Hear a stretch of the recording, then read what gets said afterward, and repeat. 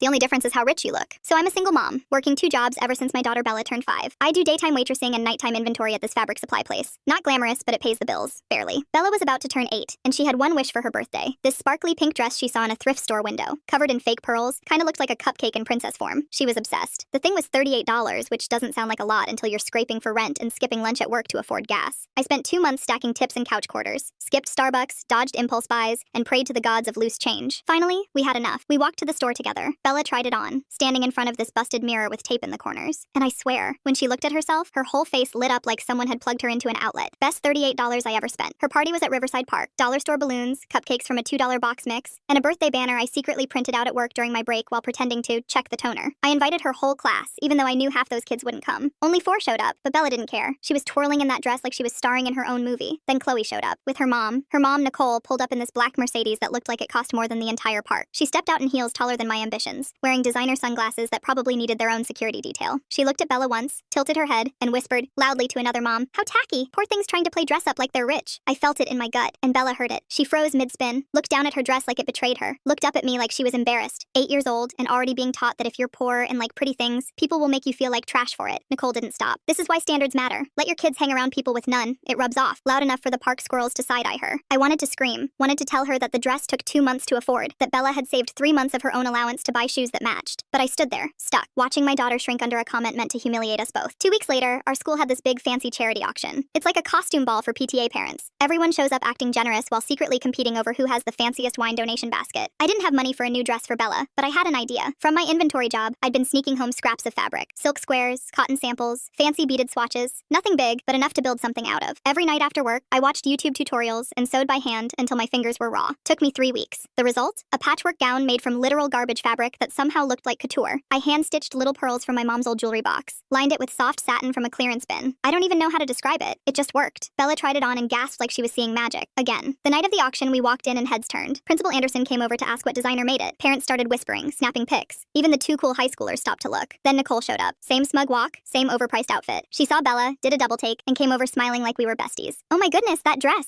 Is it from that boutique on 5th Street? I've been dying to shop there." I looked her dead in the eyes and said, "Nah, I made it. Scraps from work. Trashy enough for you?" Her smile cracked like a dropped iPhone. She tried to backpedal. I never said anything. I don't remember that. But other parents remembered. Small town, word travels fast. Suddenly the same moms who wouldn't give me the time of day were asking me for sewing tips. The local paper picked up the story. Single mom creates stunning dress from recycled fabric. Now people ask if I take commissions. Nicole hasn't looked me in the eye since. Bella? She wears that dress to every event. She tells everyone her mom made it. So yeah, turns out the difference between classy and trashy isn't the dress. It's the price tag. If you're rich, it's vintage. If you're poor, it's secondhand. But if you've got love, hustle, and stitches holding it together, it's priceless.